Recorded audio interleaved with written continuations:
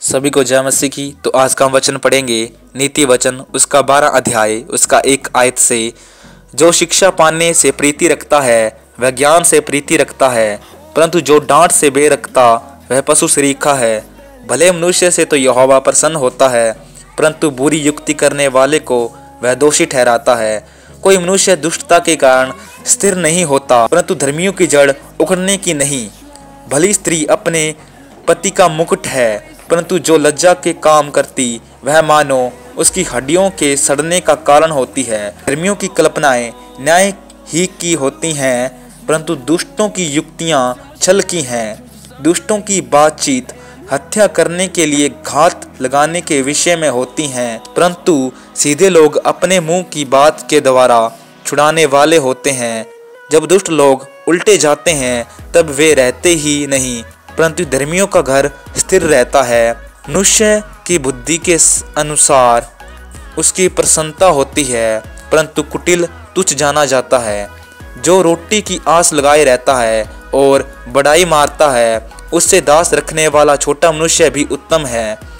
धर्मी अपने पशु के भी प्राण की शुद्धि रखता है, परंतु दुष्टों की दया भी निर्दयता है। जो अपनी भूमि को जोतता वह पेट भर खाता है, परंतु जो निकम्मों की संगति करता वह निर्बुद्धि ठहरता है। दुष्ट जन बुरे लोगों के चाल की अभिलाषा करते हैं, परंतु धर्मियों की जड़ हरी भरी रहती है। बुरा मनुष्य अपने दुर्वचनों के कारण फंदे में फंसता है, परंतु धर्मी संकट से निकास पाता है। सज्जन अपने वचनों के फल के द्वारा भलाई से तृप्त होता है, और जैसी उसकी करनी वैसी उसकी भरनी होती है। मूढ़ को अपनी ही चाल सीधी जान पड़ती है, परंतु जो सम्मति मानता वह बुद्धिमान है। मूढ़ की रीस उसी दिन प्रकट हो जाती है, परंतु चतुर अपमान को छिपा रखता है। जो सच बोलता है वह धर्म प्रकट करता है, परंतु जो झूठी साक्षी देता है वह छल प्रकट करता है। ऐसे लोग हैं जिनका बिना सोच विचार का बोलना तलवार के समान चुभता है, परंतु बुद्धिमान के बोलने से लोग चंगे होते हैं। सच्चाई सदा बनी रहेगी, परंतु झूठ पल भर का ही होता है।